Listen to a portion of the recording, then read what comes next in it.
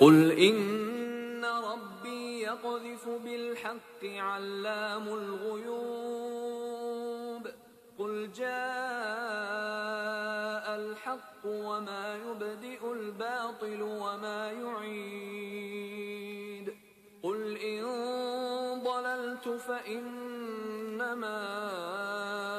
أضل على نفسي وإن اهتديت فبما يوحي إلي ربي إنه سميع قريب ولو ترى إذ فزعوا فلا فوت وأخذوا من مكان قريب وقالوا آمنا به وأنى لهم التناوش من مكان بعيد وقد كفروا به من قبل ويقذفون بالغيب من مكان بعيد وحيل بينهم وبين ما يشتهون كما فعل بأشياعهم من قبل إنهم كانوا في شك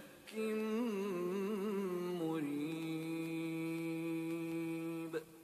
بسم الله الرحمن الرحيم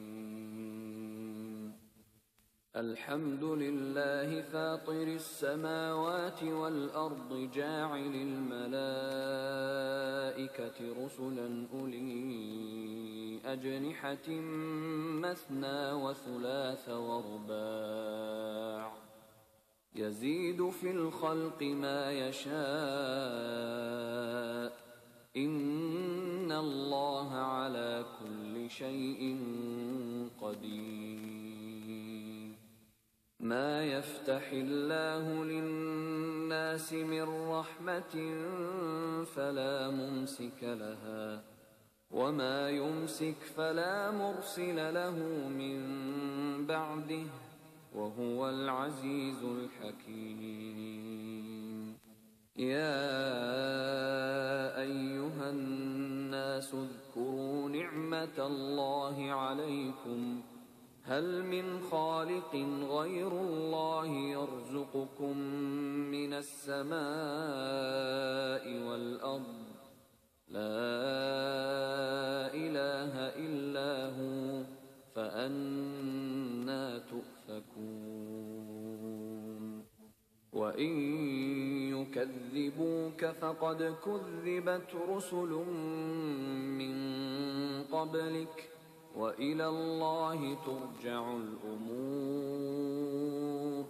يا أيها الناس إن وعد الله حق فلا تغرنكم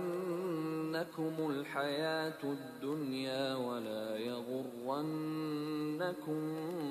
بالله الغرور إن الشيطان لكم عدو فاتخذوه عدوا إنما يدعو حزبه ليكونوا من أصحاب السعير الذين كفروا لهم عذاب شديد والذين آمنوا وعملوا الصالحات لهم مغفرة وأجر كبير أفمن زين له سوء عمله فرآه حسنا فإن الله يضل من يشاء ويهدي من يشاء فلا تذهب نفسك عليهم حسرات